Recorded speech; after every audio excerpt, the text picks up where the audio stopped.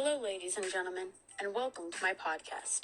I am your hostess. Tonight, we're going to be discussing the controversial topic of designer babies. How does it work?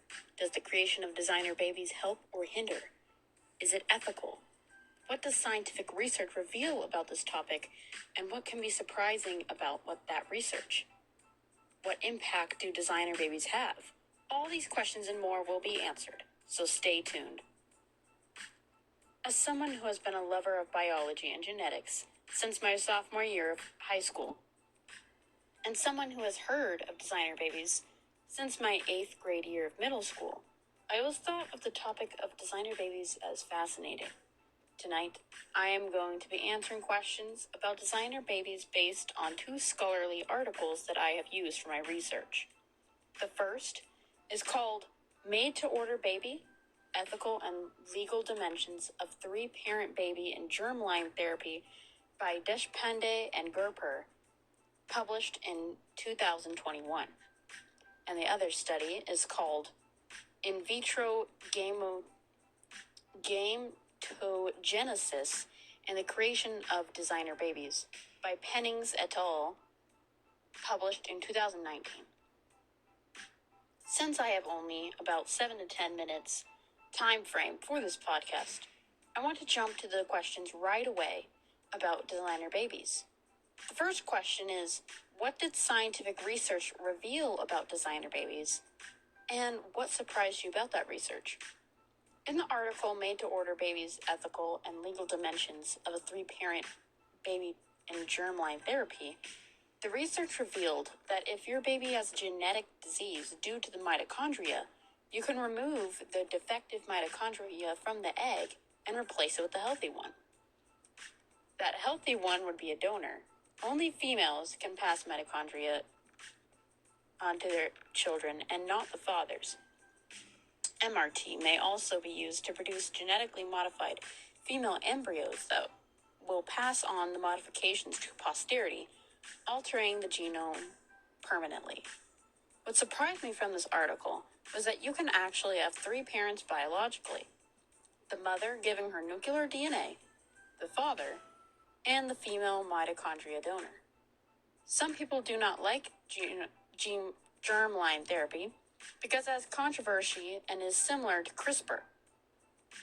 Already, MRT is being used to treat infertility, especially in elder women. That to me was also surprising.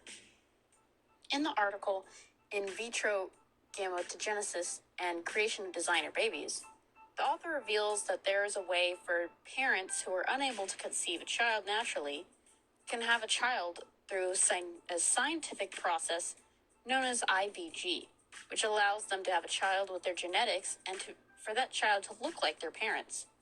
What surprised me was that even behavioral characteristics can be found within genetics, and the parents cannot design any baby that they want. They have to choose between the options that they have between them, their partner, and whatever donor they have in mind. This can help the child avoid any diseases if one parent has the disease and the other doesn't.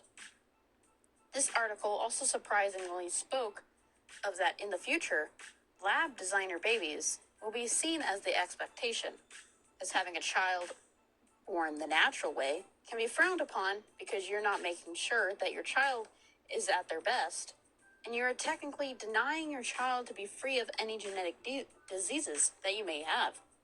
Although this is a good idea, there could be some moral issues at hand with IVG. Now the next question is, how do these 2 sources interact, compare, contrast, support or refute with each other and your learning? Both of these studies talk about the ethics of designer babies as well as different uses that it could be used for preventing children with disease and helping parents have a child who may need help due to fertility. Mainly, both are about how unborn children can be safe from genetic medical conditions. They connect by both talking about the controversial morals of designer babies, despite how designer babies can be helpful for medical reasons. They diverge in the sense of how designer babies are helpful medically.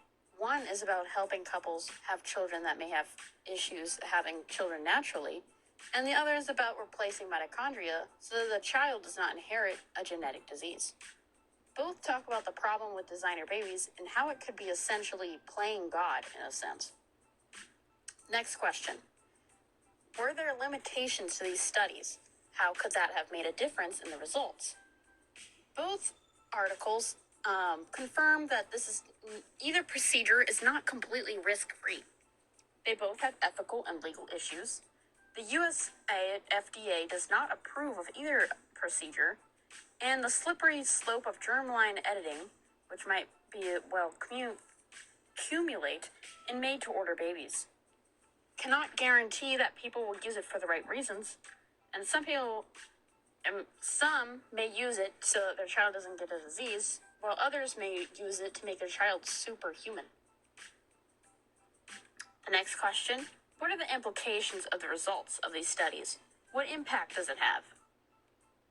So, it saves unborn children from genetic diseases, may that be mitochondrial or any other way. They help parents have children that make sure those children are safe medically, physically, and mentally. Controversial and discussion about morals. It could go good or bad. Many countries debate. Some people support it because it helps children not obtain a genetic disease and define germline therapy as modification of nuclear DNA alone, and therefore claim that alteration of mtDNA is not germline therapy.